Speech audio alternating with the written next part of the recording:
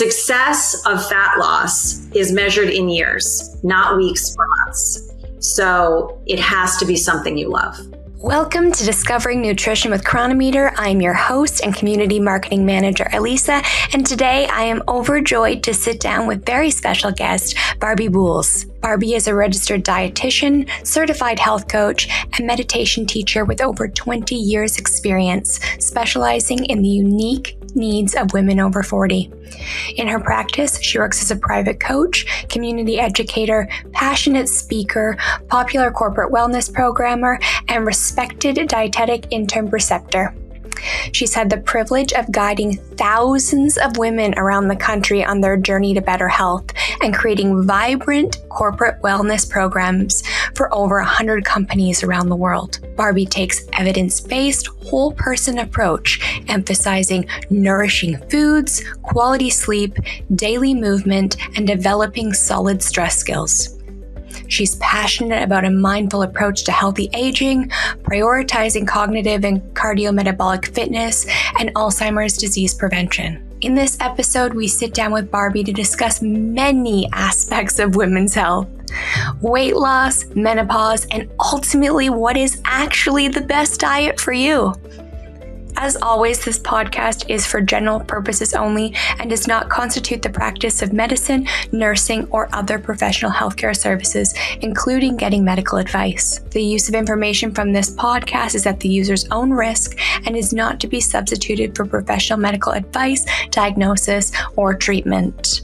As a woman, I am so excited to sit down with Barbie and pick her brain about all of the things that our community is asking. Let's dive in. So today we're very excited to have on a registered dietitian, Barbie. If you could please give us just a little bit about your background, what you do, what you're about. We'd love to hear it. Yeah, thanks for having me. I really appreciate being here. So I'm Barbie Boules. I'm a registered dietitian, and I've been in private practice for almost 25 years and always with a focus on women's health. But as I've evolved personally, my practice has evolved also. So when I entered my 40s and started noticing some changes, I got really studied up on the menopause transition, and that became the focus of my work in women, but then a further focus on the menopause transition, perimenopause, and then postmenopause, and all of the metabolic changes that can occur during that time that are kind of new and I don't think are talked about enough. They can be sort of a surprise. And the weight gain is something that most people think about and talk about, right? But there are other changes that are on a deeper level and super important and that impact the health of our brain, which is really my specialty. So Alzheimer's prevention is really my focus, but that has to do with keeping our blood pressure and our lipids and our blood sugar and our body composition in really great shape. So that's my focus, and I absolutely love what I do.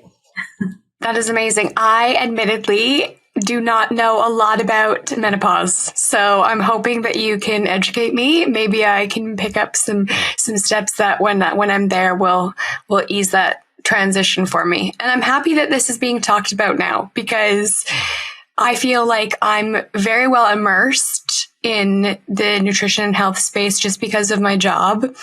But this is something that I feel like I don't know very much about. And if I'm feeling that way, then I have to believe that there are other women that are also feeling that way.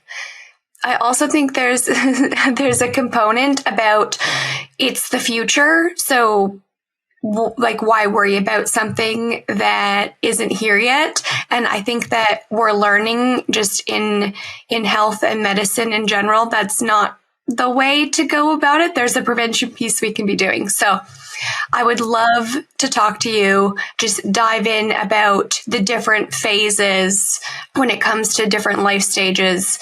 If you have any advice, even from puberty to postmenopause, if we could just kind of talk a general overview about what that transition looks like from hormone level, cognitive level, body composition, hopefully cover it all. Yeah, sure. So first and foremost, you're not alone. And I've said many times that if I didn't do what I do for a living, I would have no idea. about so much that has now become so crucial to me to know and to share with other women so that they can keep themselves thriving in their 50s and 60s and 70s and hopefully 80s and 90s. It really wasn't until I turned 50, and I'm now almost 54, that I really started to home in on how important it is to recognize and take care of these changes that are happening. And to speak to your question a bit, it is never too early to start thinking about this. I don't want to give the impression that it's ever too late, because we always want to be, there are always things that we can do to improve our cognitive performance, our metabolic health, no matter where we are in our life stage or our health stage, but it is also never too early. And what's really crucial for women in particular to know is that, for example, the changes, the brain changes that occur that ultimately lead to neurodegeneration, dementia, Alzheimer's type begin 20, 30 years before we start seeing symptoms. So our 40s, maybe our late 30s, certainly our 50s, really important time. It's a window of opportunity. We're laying the groundwork for our years ahead. So just to speak to what you're saying about, it's not happening now. I feel good now. Why do I have to worry about this? We are setting the stage. And to be honest, we're setting the stage from birth, right? I mean, and so I don't want to put pressure on people. I can't stand that narrative about doing everything perfectly and toxic this and don't do that. That has no place, in my opinion. I think there's a wide spectrum of things we can be doing, and we don't need to be neurotic about it at all. But it is also important to understand that, of course, it's natural that it would start earlier than we start thinking about it or start concerning ourselves with it. In terms of hormonal changes, hormones are a very complex topic, and far more complex than, the internet or social media makes it seem, right? There are all these hormone coaches and so on. But just, puberty and the menopause transition are two major phases in a woman's life when things are erratic. We have lots of symptoms, and it's a really important time to take good care of ourselves. They're kind of similar to one another in that way. But what's really crucial for younger women to understand, so your teens, your 20s, your early 30s, start laying down that muscle mass, because we start to lose it between 30 and 35. And that loss really accelerates in the menopause transition because estrogen is protective of lots of things, but muscle mass included. So when we start to lose estrogen, even if we're taking hormone replacement therapy, because hormone therapy does not return us to the levels where our estrogen was in our 20s and 30s.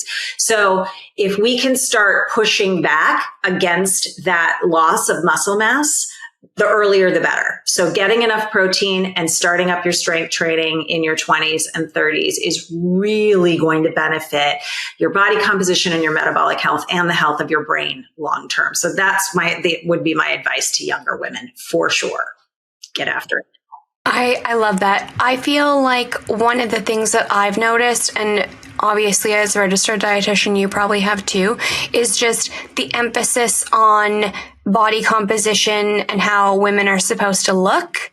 And it has little to do so far, so I've felt, about like aging strong. I don't think that there's much conversation. Now there is, because of women like you, about staying cognitively fit. Like, I think these are all very new concepts to people. They are a little bit tough to navigate, honestly. I dabbled a little bit in trying to understand how I can support my diet right now to hopefully prevent things like dementia and Alzheimer's, or maybe delay the onset. But I feel like that information is still very unsure. So I would love to talk to you about that too. I've read a couple books, and they all have kind of like conflicting views. And if I could share those with you, maybe that would be helpful. Like, let's bust some myths. Yes. I've never actually myth busted on the podcast, but it feels like the time. So one of the things that I struggle with, and I'm actually doing a course on nutrition right now through Stanford, and it talks a lot about this, which I was That's a great one. Is it? I'm so glad. Yeah. 8 weeks. Yes. Yeah. Yes. And I think it's going to be really interesting. One of the things that they cover in the first chapter is they're talking about like sources and how to understand where credible information comes from, which in my job as a community marketing manager, I'm creating a lot of our content. I want it to be rigorous in science, based in fact. That's very important to me. So one of the things I am personally confused about, though, is what is the best overall diet? And I'm talking even from, like, I read a book. It was about Alzheimer's prevention, and it was saying plant-based 100% is the way to go. And then I read another book, also from a very credible individual, that's saying, like, you need animal protein because that protein is digested better and you obviously like get more benefits. And we need that for muscle mass. And I am feeling very unsure about then what that means. Like, do I want animal protein so I can build muscle, or do I want a plant-based diet for my cognitive health? If you could maybe touch on some of this confusion and clear some of this up, that would be great. I'm so happy you asked that question, because I know it's a question a lot of people have. Here is probably the biggest red flag in nutrition, okay? When someone is dogmatic, you must do this or you must do that. That is never true. There is always a spectrum of what is beneficial for any individual, because we are each physiologically unique. I could go on literally all day about that one topic, but just suffice to say, if you are receiving the message that you have to do this and you should never do that, immediately keep swiping, because that person is not trained in nutrition science. They may have letters after their name. They might be affiliated with a really credible institution. It doesn't mean they really understand nutrition science, or they may, and they're being purposefully manipulative to sell their product, their agenda, their book, their program. There are a lot of people, particularly with MD after their name, affiliated again with Harvard, Columbia, like really great institutions. It doesn't mean they know what they're talking about when it comes to nutrition science.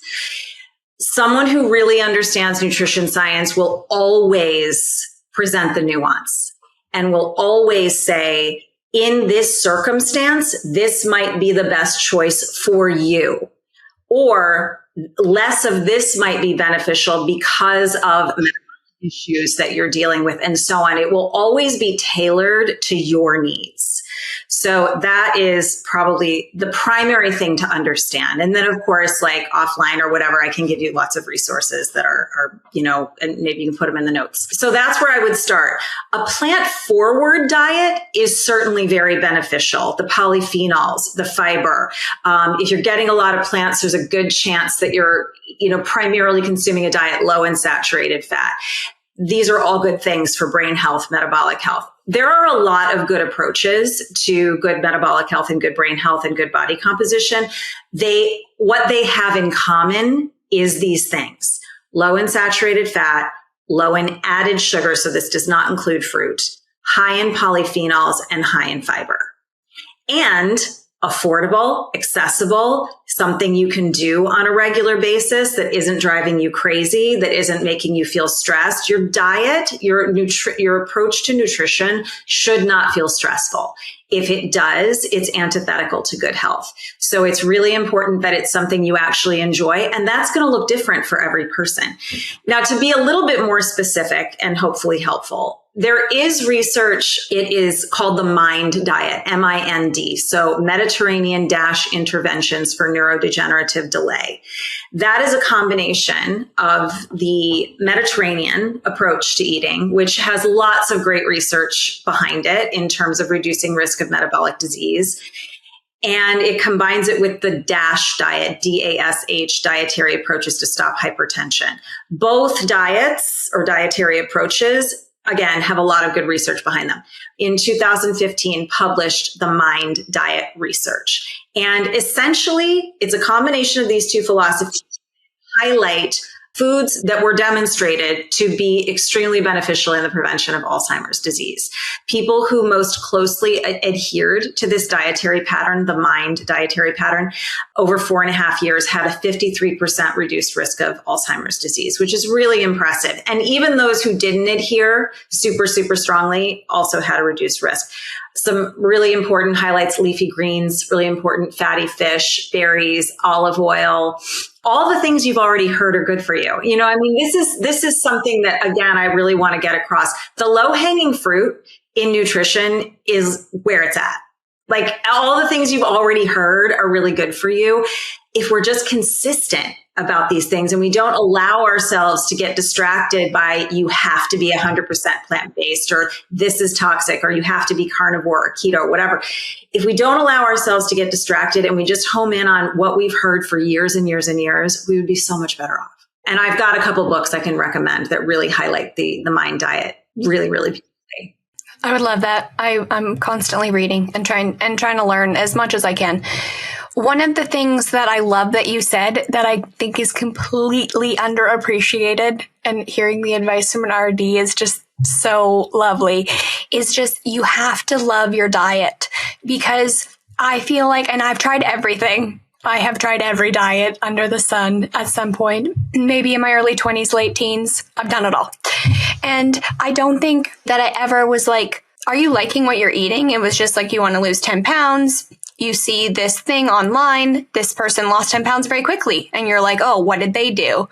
And you don't think about sustainability. You don't think about what you're potentially doing to your body on any level in terms of, like, I mean, I had severe caloric restriction. I'm talking like 800 calories a day and those kinds of things. And I don't think that there's really the information out there that people are like, you should focus on getting sound nutrition. You should focus on loving your diet. You should focus on a diet that's truly sustainable, like what you have access to regularly. And, you know, hearing women like you talk about that, I know from my internet research that you've had success with weight loss yourself, if I understand that right. I think it's really empowering, because I think that we've kind of been sold a little bit of a narrative that it's too good to be true to have something that you love, that you can afford, that is nourishing. And I'm really happy to hear that you're spreading that word, because we're just focused on the end goal so often, not the process that's going to get us there. And even further, not the process that's going to keep us there. Could you touch on your own success with weight loss? From what I understand, you lost quite a bit of weight. You look amazing, fantastic. But what's always more impressive to me is people that are able to sustain a weight loss, because I think that's quite a bit trickier.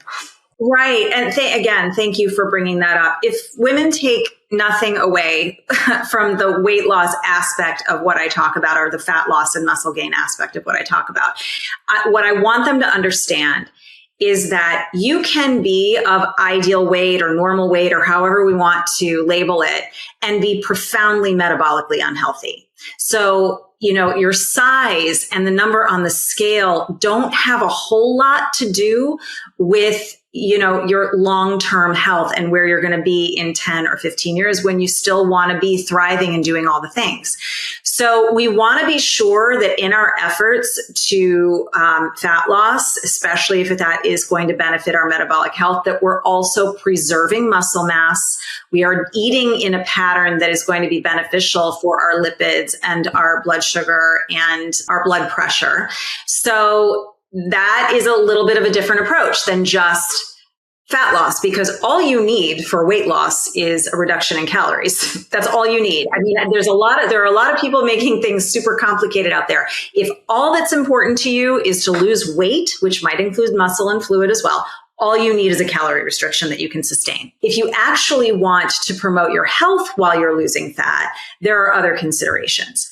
And a MIND dietary pattern is an excellent one. And then you just have to manage the caloric, a calorie deficit along the way. So in terms of my own journey with that, which is something I plan to talk about soon, but it's very nuanced. So it's hard to do in 90 seconds on the internet. I want to be fair and I want to be encouraging to other women, but I've been asked about it a lot. So Weight had never been an issue for me. I weighed pretty much the same from puberty, like 15 to 35. And then it started to creep up, but not in a way that bothered me. I really never thought about it. But when I hit 47, between 47 and 50, I gained 35 pounds. And it was absolutely due to my lifestyle and what I was doing and how I was managing stress. Were my hormones changing? Absolutely. I wasn't sleeping well. My mood was unstable. I didn't have very much energy. I was having hot flashes and, so on. So yes, my hormones were impacting things, but I knew they weren't to blame. What was to blame was the way I was eating and, the way I wasn't moving my body. And I do this for a living, so it was super obvious.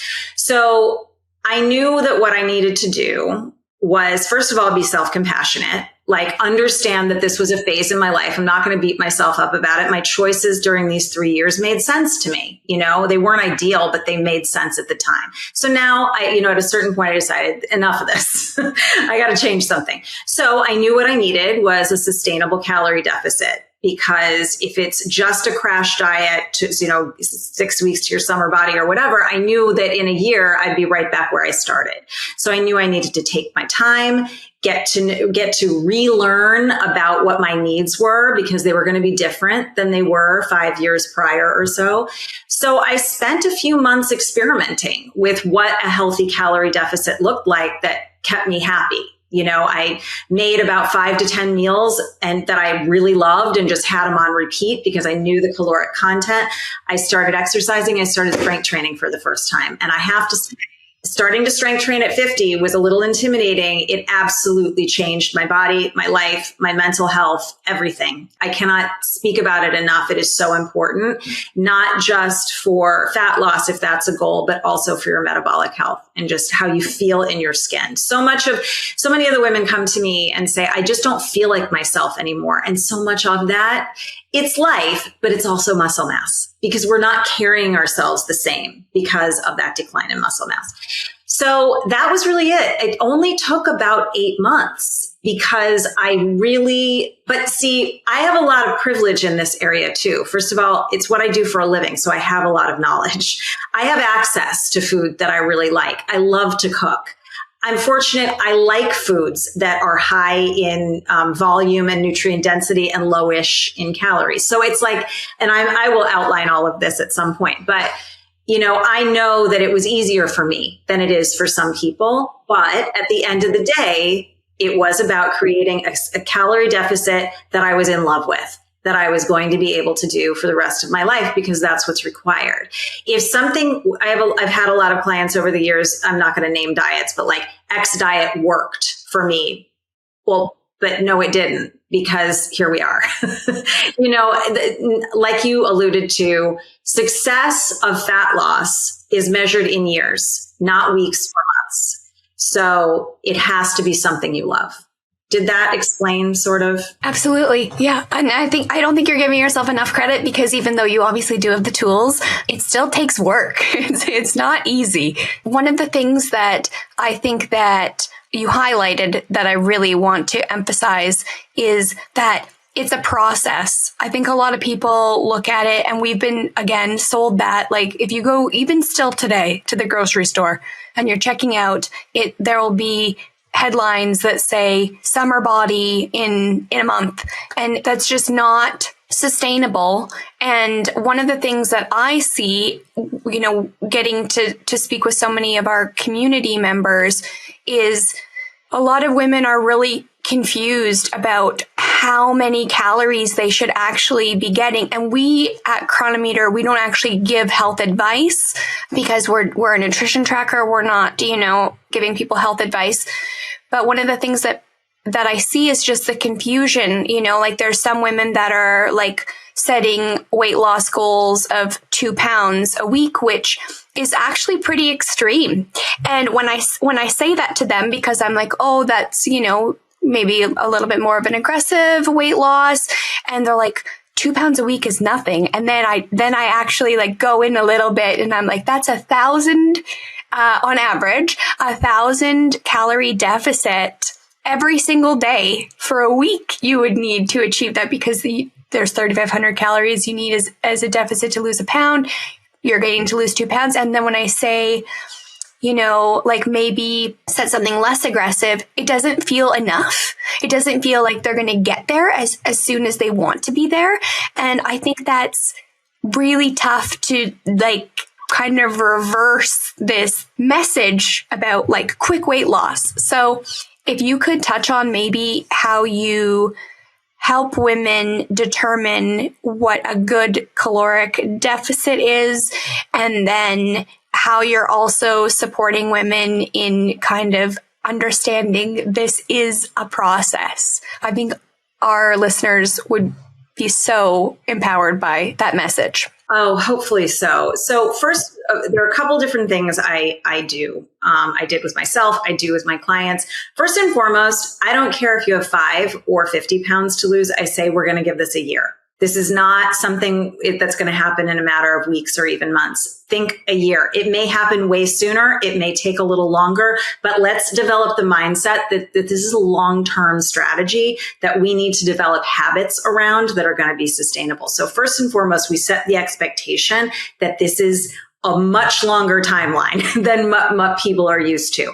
Secondly, I explain what you just said, which is there is a calorie deficit required that may be too extreme for their expectations. And we do the math together, and that's when they are disappointed, but also realize, oh, wow, that's not realistic.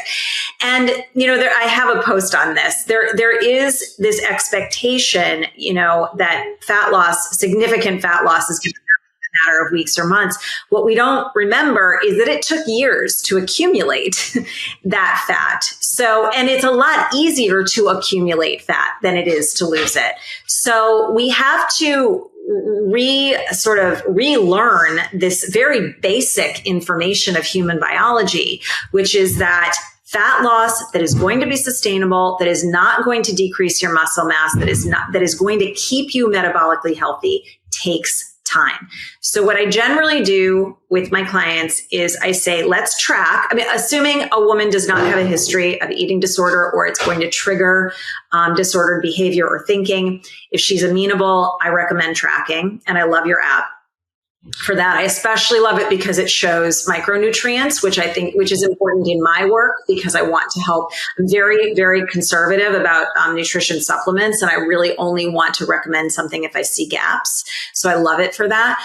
So I recommend she tracks for 2 weeks, at least 1, but usually 2, not changing anything. Don't try to create a deficit right away. Let's see where you actually are.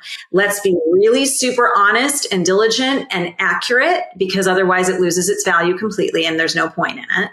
Every little thing that goes into your mouth, every little drive-by, every little pop-in, it's got to go in there. But let's see where we're actually starting from, because we may not need as much. We may not need to go down to 1,500 or 1,600 calories. 1,800 calories might actually be a really substantial deficit for you. So after the 2 weeks, we reevaluate. I look at it and I tease out, okay, maybe this portion could have been smaller. Maybe we could swap this for that. Maybe we could, there are various ways of looking at it that become very obvious if you're diligent about tracking, that don't feel like you have to completely overhaul everything you're doing. You can eat exactly as you're eating, just make portions smaller. You know what I mean? So I agree. It'll lead to fat loss. It may not, depending upon what you're eating, it may not lead to better health. We have to, and my goal is always metabolic health first, but that's the simplest. That's the wild thing about it. All you have to do is eat less. You could eat exactly what you're eating, but all you have to do is eat less if fat loss is the goal. Now, that said, there are some foods that are more satisfying than others and so on. So, or keep your blood sugar more stable. But yeah, that's my approach, is to make sure we understand this is a long-term strategy, long-term goal. We're learning habits. It has to be sustainable. Let's see where we actually are. Let's not assume. And then let's tease out so it's a comfortable transition. And then let's see how it goes, because it's an experiment. I don't have a window into your metabolism. I don't know exactly what's going to, affect change. Oh, and the other really important thing that you brought up is that I aim for a half a pound to a pound a week, and a pound is roughly 500 calories a day. That may be way too much to be sustainable for some women. So a half a pound is totally acceptable and a great rate to preserve muscle mass, but it is often too slow for a lot of women, and they give up thinking it's not working. Only 2 pounds in a month. What am I doing? This is so not worth it. We have to keep going, because 6 months from now, that's a lot more. A year from now, it's a lot more. And if at any point we feel restricted, deprived, we've got to take another look at it, because this needs to be enjoyable. One of the things I'm most proud of among my clients is invariably they say to me, I'm not hungry. I'm totally satisfied. Like, I'm loving this. So that makes me feel like I've done my job. And you have. That's amazing. I think one of one of the battles is, someone, they get on board with you and you explain to them, a slower weight loss cadence is going to be beneficial for so many different reasons. I mean, for me, this took years to click for me, because I was constantly reverting back. But one of the battles, I think, is, so you get someone and you have a consult with them, it all clicks, it makes sense. And then they go online, which I think a big source of people are comparing themselves to other people. So-and-so is doing the ketogenic diet, lost 10 pounds in 10 days. And then they're like, why can't I do that too? And there's just not the education piece in the same way. That could be water weight, a good chance that's water weight and that kind of thing. Right. And then, so there's this constant comparison. Is what I'm doing enough? So I think that it's amazing that you're educating women in smaller caloric deficits, and that it is a long-term situation. So giving yourself a year, that might sound daunting to some people, but I think that that's absolutely incredible. Yeah, I agree. I know it sounds way too long. I mean, their face falls, right? No, I want this by Independence Day so I can wear my bikini. by my niece's wedding. But, what I try to impart is that, but think about where you'll be a year from now if you crash diet and have to start over and over and over again with something that wasn't sustainable, versus actually having the freedom to know that this is something I can do for the rest of my life, because that's what's required. You have to be willing to do it forever. There's a huge misconception that you can lose the weight quickly and then figure out how to sustain it. That never works. And no one loses 10 pounds in 10 pounds of fat in 10 days. Probably 9 pounds of that was fluid. Absolutely. Maybe a pound was fat. People just don't know that. And then they see that, and then it feels like what they've done is not enough. And, being part of that message about being more well-fed, I think is an incredible movement that I'm hoping we see the shift, because I've gone down all of the same holes. When I'm talking to women in our community, I'm like, where you've been, I've been. And then I tell them, how many calories I eat a day on average, which is well over 2,000. And they're like, what? How is that even possible? And I'm like, well, it took a long time to get here. I'm very active, but there's so much more that's happening in a caloric deficit than weight loss. And I think that people also aren't talking about that. Smaller, and please correct me if anything I'm saying is wrong, but if you have a smaller deficit, obviously you're going to be eating more calories. You're going to probably feel better energy wise. But I've noticed something personally is when I'm in too much of a deficit for too long, I start getting really weird symptoms. I'll start sweating in the night, or those kinds of things. And so I actually did some research, because I'm like, maybe what I've done to myself, or, doing, not getting enough food, is really messing me up somehow. Could you touch on, are there any hormonal issues that can arise from having too long of a deficit that women aren't even considering when they're thinking about weight loss and losing weight rapidly? Yeah, I mean, it requires a pretty significant, calorie deficit, but certainly amenorrhea, so losing your period, and obviously that's controlled by, a hormonal milieu. So absolutely, skin changes, hair growth changes, the integrity of your skin and nails and hair, all of that. I mean, some of that has to do with nutrients, but a lot of it has to do with hormones. So without getting overly complicated, for sure, if you are not giving your body, which is essentially a machine, the fuel it needs to run properly, you're going to change the way it operates in a way that it is just, this is something that is so important for women to understand, because I think we've kind of been given the message in an attempt to sell things to us that we're broken, that our bodies are working against us, and that our bodies are somehow being cruel to us. It is so important for women to understand, and this leads into the self-compassion piece. Your body is 100% of the time, its sole purpose is to keep you alive.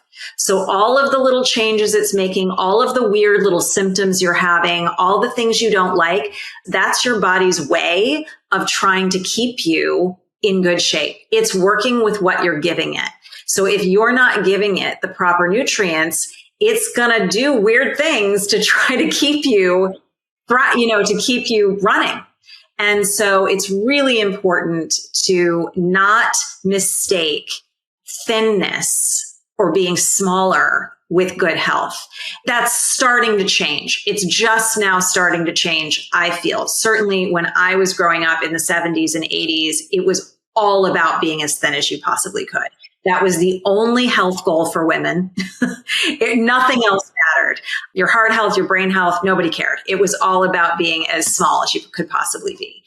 And that is starting to change now, thank God, because we want to be thinking about being strong, not skinny. That is what's going to keep us actually happy throughout the rest of our lives. I think one of the things too that I'm noticing an emergence of is there's actually people like you that are specializing in women's health.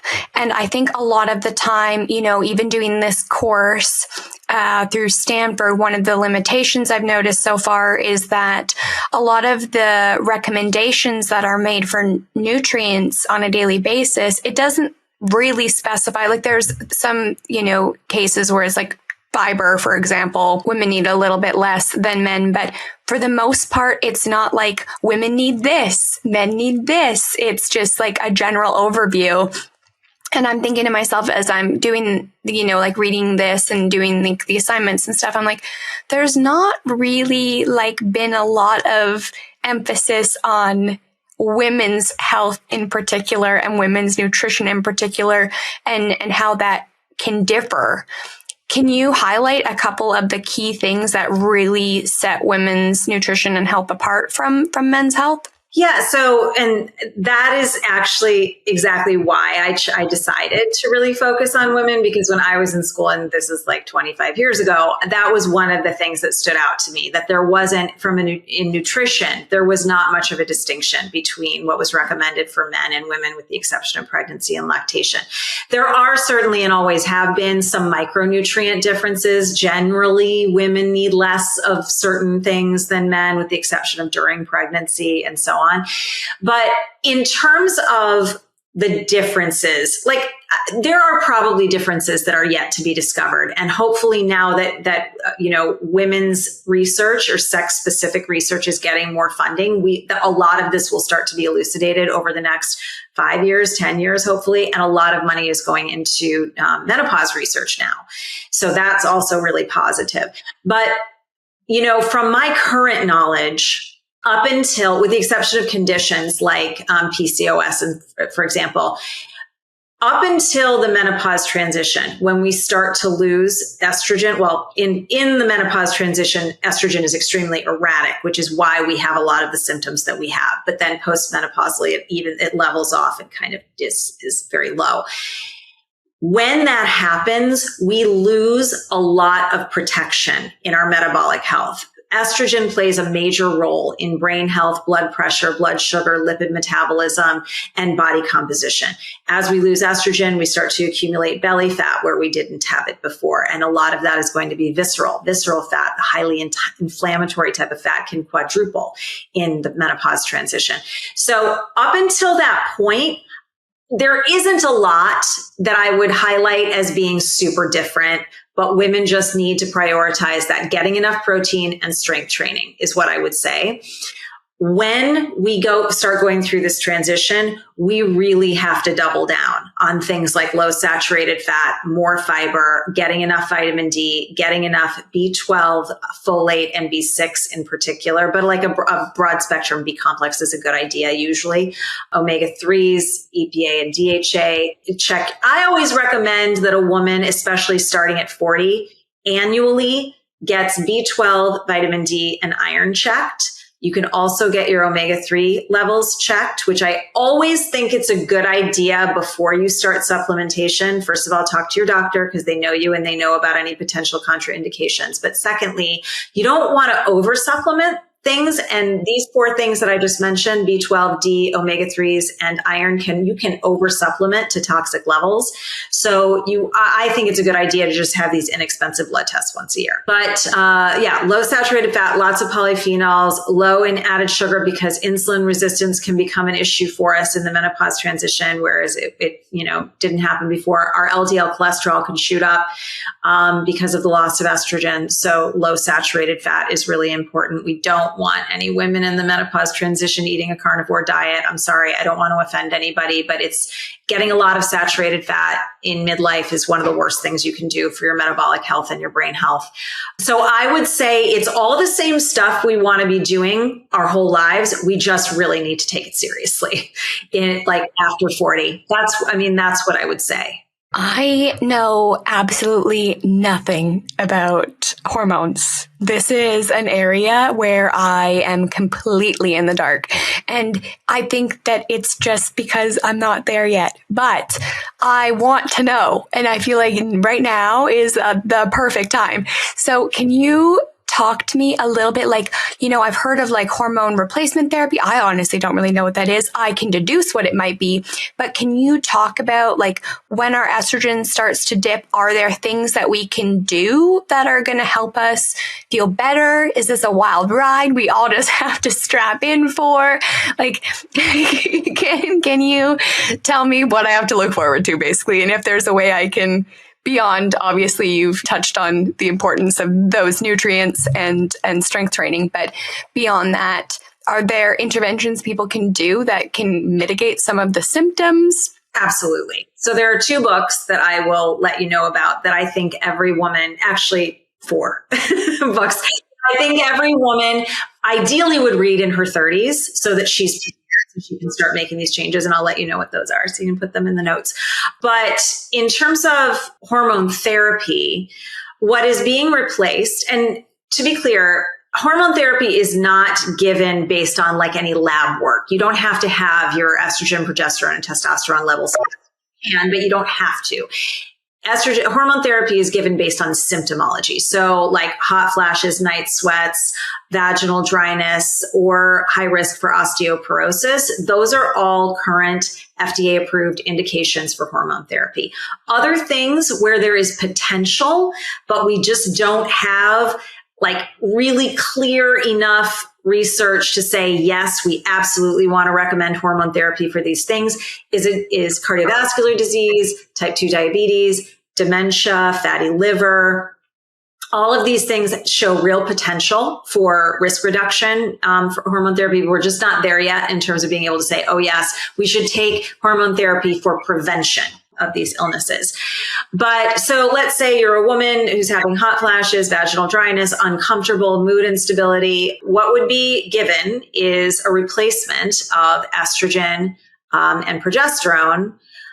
You don't need progesterone if you don't have a uterus. The progesterone is there to protect against uterine cancer.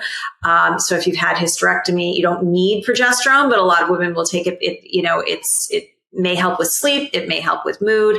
And then Testosterone. Testosterone's a little bit controversial for women, but a lot of doctors are prescribing it. There are a lot of different forms of hormone therapy. There's the FDA approved stuff. There's the compounded pharmacy stuff. There are the pellets. And this is where a lot of the controversy and a lot of the polarization that you might hear about hormone therapy coming into play. There are kind of a lot of camps. And it's really unfortunate because I think it's only serving to confuse women and not help them feel empowered. It's a very confusing area that I don't completely understand myself. So I will give you recommendations for really good resources for hormone therapy information. But that's basically what's happening. You're not being replaced at the same level that you had in your 20s and 30s. It's just this sort of little bump that will even out smooth this transition and maybe offer benefits long-term, certainly for risk of osteoporosis. It does. It helps protect your bones, which is also something I didn't mention when I was talking about strength training, really important for protecting your bone health. Yes, that's true. I'm going to have to start strength training more after this conversation. I'm just I'm outdoors all the time. So I'm like biking and running and that kind of stuff. But, yeah, my younger brother, he's getting his degree in kinesiology. He'd be proud of me if I picked up some weights. That's perfect. Help you do it safely and get something you really put together, something you love. That's great. Absolutely. I'll task him with that today when we get off this call. If there is all of these benefits to hormone replacement therapy, why is that just not best practice for everybody? Because the research isn't super clear. It's not definitive. It's a little bit still up in the air. I mean, here's the thing. I talk to experts who offline will say, I probably shouldn't even be saying this, but like offline will say, yeah, I mean, I really do recommend it for reduction and risk of cardiovascular disease, type 2 diabetes, fatty liver, dementia, but I can't say that out loud because the research doesn't back me up yet. We're getting there. So, but it takes a long time for something to be demonstrated in research to parlay into practice in a doctor's office, a really long time, because it has to be peer reviewed and it has to be meta-analysis and it has to be like, we know for sure. And then the doctors need to be educated and that takes a long time. So it doesn't go right from, oh, this study said this to your doctor is now prescribing it the next day at all. It takes years. So we're a ways out. But one thing that does appear to be very true is that there is a window of opportunity for hormone therapy, and that is within 10 years of the menopause transition. So menopause is 12 months without a menstrual period and complete cessation of fertility, complete cessation of ovarian function. So that is the average age of that is 51 in the United States. Globally, it's 49. And then perimenopause or the menopause transition is about 4 to 10 years preceding that, depending upon the woman. Within 10 years of your menopause date is sort of the window for these benefits. Beyond that, it may actually be detrimental in some areas. So it's still being teased out. It's very nuanced. There are certain risks associated. So you would want to be talking to somebody who really knows your medical history and your conditions and your other medications and so on. But, just to be clear, again, there is no one right course of action. Something that is making me a little bit nuts is that there are doctors who prescribe hormone therapy who are very pro hormone therapy, which is not a bad thing. And we need a lot of education about it. And we need to talk about menopause and perimenopause. And we need to be offered good solutions. However, there are advocates who are making it sound like hormone therapy is the fountain of youth. If you're not taking it, you're going to shrivel up and die of dementia or cardiovascular disease or something awful. That is not true. There are plenty of women who go on to live happy, healthy lives who never use hormone therapy because they can't or they don't want to. So I just want to be really clear about that. It's really beneficial to some women. It's not appropriate for others. You're going to be fine either way. And we'll see where we are in a few years with the recommendations. I'm sure that's going to change in the next 10 years. Like everything does. This is ever evolving. Health and wellness are ever evolving. It's great to be like have a front seat. I'm sure you feel that way too. I mean, there's been times where I've been wrong about things and then proven wrong. And I actually genuinely love that. I'm like, wow, that means I've learned something. And we actually have an amazing nutrition scientist on staff, and she's very hesitant to deal in absolutes all the time. And I love that because she's like, you know what, this could easily change at any given point. And I think that's, we don't know really until we know. I say that all the time. And, there's this misconception that we don't actually know anything about nutrition because people who really, like I was saying before, people who really know what they're talking about will never speak in absolutes and will never say, this is 100% right for everybody. There's always nuance. So I love that you have someone there who is, who has that approach. But it is just really important to understand that we are always evolving. Pay the most attention to people who are willing to change their minds, who are willing to admit that they have been wrong about something they really believed in. And now with new research and new evidence, they're like, ooh, whoops, here we go. This is what's better for you. I'm not going to stay, egomaniacal and really protect my previous, stance on this because I want what's right for you. I don't need to protect myself back then.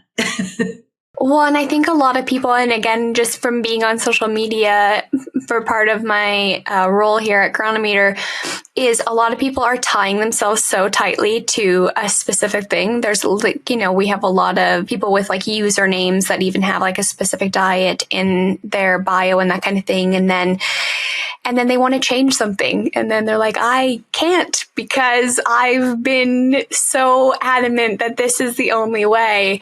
And so I actually do have a lot of respect for people that have, had one way, one belief, and then they hear something and they're like, well, maybe. Like, I think it's great. Totally. One of the things I say, both to advice to people and then also something to watch out for, is don't make your diet your identity, and be very careful of people who do, because what that advertises is that there's a very strong bias. And anything that may come up that you might want to know from that person, they might not say, they might not acknowledge because they are so tied to this specific philosophy. I'm very honest about the limitations of the MIND diet. And I don't say that it's appropriate for everyone. And I just say this is the research that is most closely aligned with a reduction in Alzheimer's disease risk. There are a lot of approaches that are going to be beneficial for improving your metabolic and brain health and keeping you happy and healthy. Yeah, it's very important to be able to roll with our latest evidence so that we're actually benefiting people. Absolutely. Like we're diving in so much deeper. Of course, we're going to be uncovering things that we didn't know before, and, incorporating those things into our lifestyle when they've been proven to be effective, I think is good, even if it goes against something you didn't think before. Are there any emerging trends or developments in women's health in particular that are making you excited? Or do you feel like there's anything promising on the horizon for women in particular?